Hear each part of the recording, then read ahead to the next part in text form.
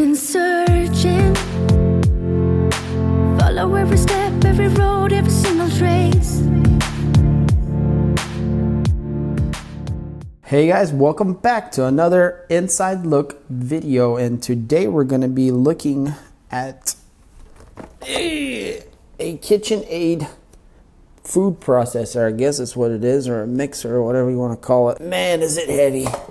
And I'm actually very curious of what's inside. The top part here, if I can get it off,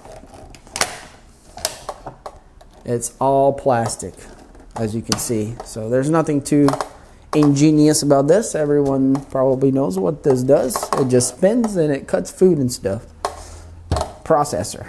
Here we got the motor and this shaft coming out from the middle. So normally with these kind of things you would start with the bottom, is where the screws are at. So, and that's where we're gonna start. So let's crack this thing open and see what we can find. Alright, so there are 1, 2, 3, 4 screws, and Kitchenaid has decided to use a star type screw, I guess, because so you don't open it as easy.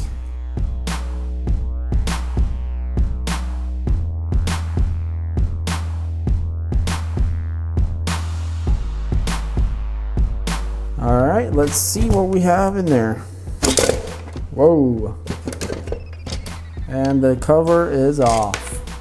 Alright guys, wow, that's pretty interesting. So it looks like we have a pretty huge motor right here. It looks like an AC motor. Alternating current motor is what it looks like.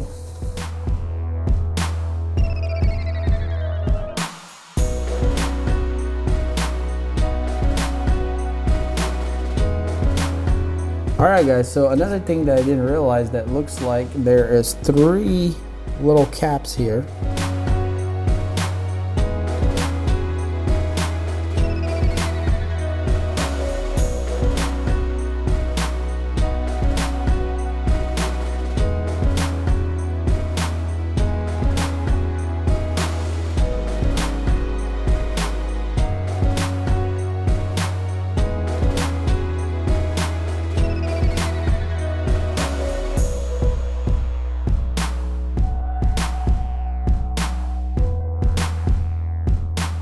Yep, that's not gonna work. I just realized that the plastic goes underneath it, so even if I cut it around. So what I need to do is actually break this somehow here. Alright guys, so after beating on it a little bit, it all kind of came apart pretty easily. So, and actually this little plastic piece here also wanted to come out. There it goes. So it wasn't in there as hard as I thought. And now this whole cover should come up pretty easily. Well, we might still have a wire stuck in there. Here we go.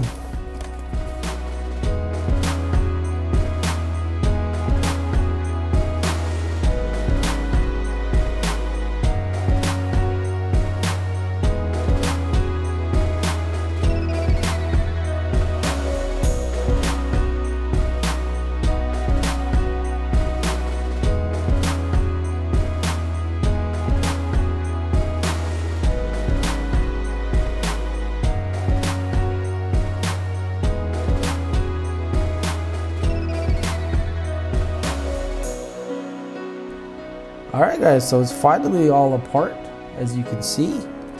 So here's the control panel part where you push on and off. The buttons are actually behind here, so, and they actually, I think, are mechanical buttons, because that's what they feel like. They actually click. So the power comes in, and then the power comes out, goes through another switch here, which basically when you put the bottle in and you turn it, and it clicks it in, so it knows that it can run.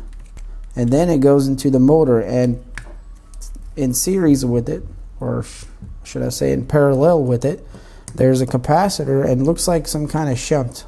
This is an AC capacitor here, so pretty simple but pretty effective. Honestly, this thing should work just the way it is right now. But I'm pretty impressed of how big this motor is, guys. I mean, it's got a lot of metal in it. It's a huge motor, so technically you could use this for something else. like a fun project.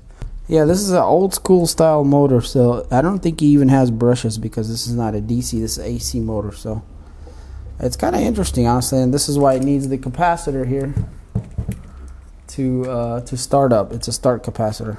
Honestly, most of these things that I open up are actually more impressive inside than they are outside. So on the outside, it just looks pretty like a, you know, normal thing, but once you get inside, you can see how much engineering and thinking went through to build something like this, and the sheer amount of weight on this motor here is just amazing.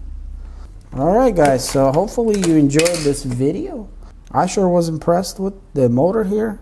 It still looks very fresh, like it's barely used. All the windings look excellent. So if you like this video, hit the like button. Check out my other videos where I open things up. And if you want to see more of this kind of stuff and other things I review on this channel, hit that subscribe button.